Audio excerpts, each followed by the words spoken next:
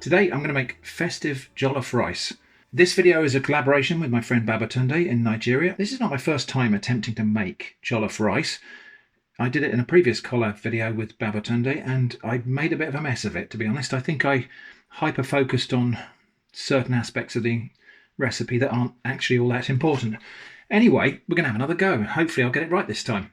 So just a roundup of what we got here. So we've got a red onion, a large bell pepper, scotch bonnet peppers, hot, vine tomatoes, garlic, ginger and tomato puree, vegetable oil, easy cook long grain rice, homemade chicken stock, curry powder, dried thyme and a bit of salt. A lot of the recipes use stock cubes for the stock. I'm using homemade stock which is unsalted, so I'm going to add the salt separately. There's about a teaspoonful of salt there. Another red onion. Why these are in different places will become clear in a moment.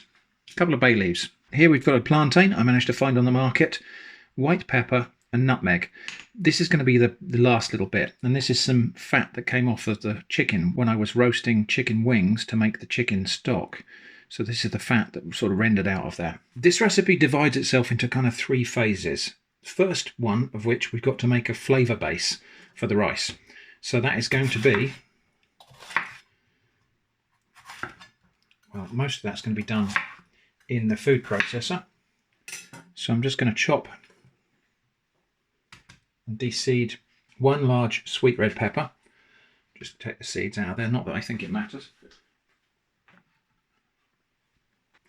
Vine tomatoes. Most recipes specify vine tomatoes. I'm pretty sure a can of good quality tomatoes would do, but I'm going to stick to what the recipes mostly say. So I'm just going to quarter these tomatoes there. Most of them say 2 large tomatoes. These are a bit more medium size, so we're going for 3. So those now go in the food processor. A red onion. More of a pink onion, this one. I think it's quite important to note that, as with many well-beloved recipes, there are lots of variations of this. So jollof rice is kind of almost a pan-African dish now, and so in fact a pan-Afro-Caribbean dish probably. So you kind of, it's one of those things where you ask 2 people, you get 3 answers. I'm going to attempt to make something that's hopefully in the spirit of jollof rice. I have no doubt that this is different from a lot of different varieties. So a bit like the sisig thing, where lots of people have their own versions of it. Their mum probably has her own version of it.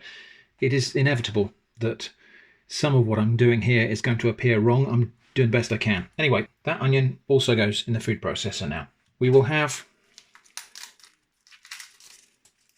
3 nice big fat cloves of garlic.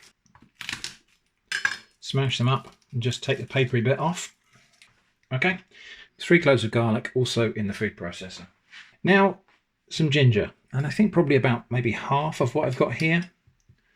So something like that, maybe. I'm just going to trim off that scurfy end there. Now, somebody told me I should use a teaspoon to peel my ginger. Yeah, it does work actually, so thank you whoever that was. I used a potato peeler in a previous video and I probably wasted a lot of ginger cutting off great strips of skin. But yeah, a teaspoon seems to work rather well. So thank you for whoever it was that pointed that out. Let's see if I manage to remember that for future. And I suppose we probably could save that little bit and make some ginger tea or something, but I'm not going to do that today. That's going to go in the compost. And just to help the food processor get hold of that, we'll cut that into pieces. Scotch bonnets, of which I have 3, but I think we'll just use 2. Maybe those 2.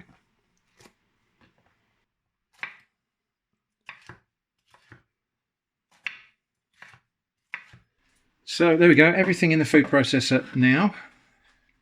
A good squeeze of tomato puree. Maybe a tablespoon and a half there. And 100 ml of water. Lid on. And now we're going to blend that down until it's a fine, fairly homogeneous paste. All right, that looks pretty good. Now we need to fry this to reduce it and to darken it and to bring out all of those flavours. So over here, my biggest pan, which is non-stick. Now I know some people say don't use a non-stick pan for jollof rice because in some versions of it, it's meant to burn a little bit on the bottom of the pan. A bit like paella is often like that as well, where you get a crust of burnt rice on the bottom. I think we can probably still do that with a non-stick pan, but anyway, just to say, I know I'm kind of breaking the rules a little bit here, but that's the biggest pan I've got. And last time I made this when it was a disaster, the pan size was definitely a factor in that. So once this pan gets hot, we've got about 120 ml of vegetable oil going in. And we're going to get that really nice and hot. So just to measure what's going on in the pan here in terms of heat, I've got just some of the seeds from the bell pepper. We'll just put them in.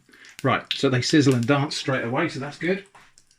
So now in goes our tomato and pepper mix. Wow. I think that might be hot enough. Of course, it's going to cool down a little bit now until this comes back up to temperature. How did I manage to miss a great big chunk of red pepper? Oh well, I'm just going to leave that in there and we'll watch the travels of this little chunk of missed red pepper as we cook the dish. Right, so now I've got to fry this until it's no longer this vibrant bright red colour. I've got to reduce it down and fry it until it's a kind of dark maroon brown almost. So let's do that. I'm going to put the extractor on now, so please enjoy some music.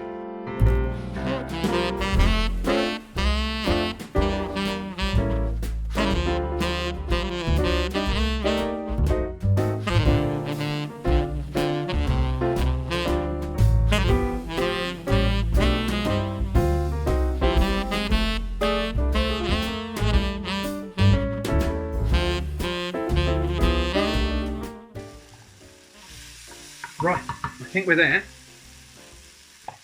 So now that that's nicely browned, in with my stock. In with the stock. Bay leaves, thyme. That's a lot of thyme. Salt. I'll just get that back up to a simmer. It wouldn't be an atomic shrimp cooking video without a camera failure. The rice which I washed has gone in once the stock came to the boil, plus the salt, the thyme, and the curry powder, and the bay leaves. And now we're just going to turn that down to a simmer and let the rice start to absorb those flavours and liquids and fluff up. So about halfway through cooking the rice, another red onion that I've chopped here. Now I'm not going to stir this rice too much because we don't want to make risotto, but just mix that onion in just to get it immersed in the rice. It might be that we need a little bit more liquid in here. So I asked my friend Babatunde if there was a kind of popular Christmas meal that was sort of universal in Nigeria. And he said, well, jollof rice is really the kind of festive or celebratory dish. But it's not just Christmas. So I think it's any kind of occasion or celebration or festivity or family get-together. So that sounds good to me. Anyway, I've got this plantain. I'm going to serve my jollof rice with some plantain. And I'm going to slice this and fry it. And I've also got the chicken. I've got some chicken that I cooked a pack of chicken wings. So this is all the meat off the chicken and some of the crispy skin. And that's going to be served together with my jollof rice. So, plantain, in case you don't know, it's like a big starchy banana. It is a big starchy banana. Different species, I think, from your common dessert bananas. But very closely related, obviously.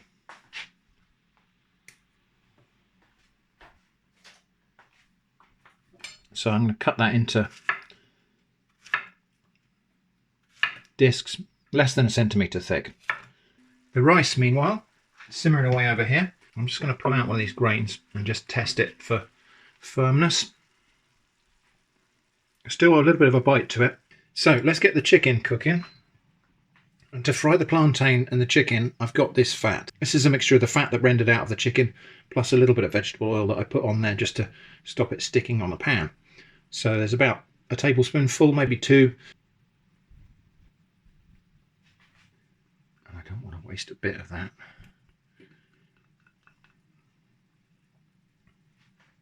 And we'll just let that get nice and hot. But again, we can test that with a pepper seed.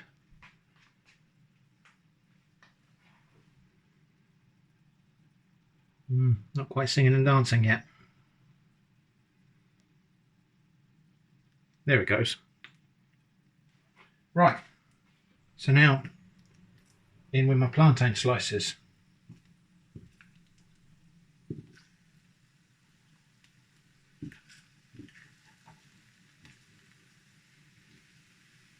I think we can turn that down now. That's the thing with this ceramic pan, is you have to watch the temperature and turn it right down, or else it will burn.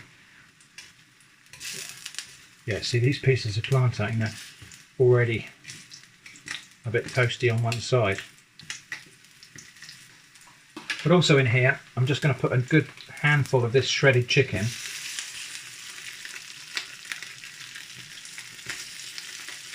Because I want to crisp that up as well. Just one more little thing, and this isn't part of anybody's particular recipe. I'm just going to put a bit of smoked paprika on this chicken. It already had some just sweet paprika when it was first roasted, but I just happen to think that will be quite nice on there. In fact, you know what I think will also be nice on there is a bit of this nutmeg and a bit of white pepper.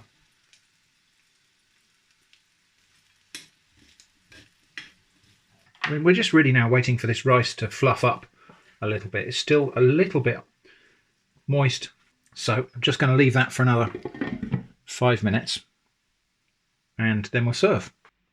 So the rice, I think, might still be a bit on the sticky side. I haven't got fluffy, I've got separate grains, but it's not a big sticky mess. And then some of this crispy shredded chicken and the crispy fried plantain slices. So there it is, my second attempt at jollof rice. Hopefully I got a little bit closer this time. Babatunde, if you're watching, I hope I haven't wrecked this completely. And by the way, Merry Christmas, mate. Good health and prosperity. Let's give it a taste. So there is a heck of a lot going on here. Let me see if I can try to break it down. So for my palate, that's quite spicy. And I do like my spicy things, but I think there's something about the process of blending these Scotch bonnets right down that does bring out every little speck of spiciness in them. But it's also incredibly aromatic. The ginger, the thyme, the curry powder actually got quite a lot going on in it as well. Together with my crispy shredded chicken. That's really good. And together with the fried plantain slices, which have gone a little bit soft.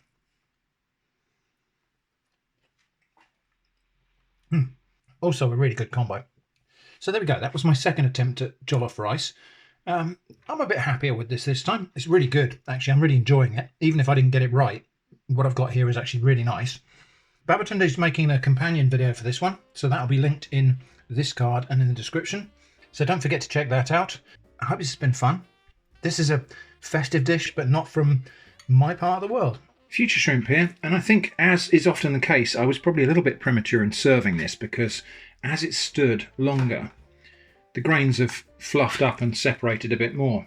And so what we've got now is still, like I say, a little bit on the sticky side, but it's distinct and separate sort of fluffy grains with a sauce on them now. So anyway, I'm going to divide this up into smaller portions so it cools down more quickly. It can then be chilled down. It can be reheated later. You can reheat rice, but there's a lot of weird myths about reheating rice. Cooked rice can become unsafe to eat if it's improperly stored. But if it's cooled down quickly and then chilled, it's quite safe to reheat rice. If you feel like rating or critiquing my recipe, please feel free, but since it's the season of goodwill, please be kind with your critique. So I hope that's been interesting. I'm now going to retire and eat this sitting down. Thanks for watching, and I hope to see you again tomorrow for the next door in the Advent calendar.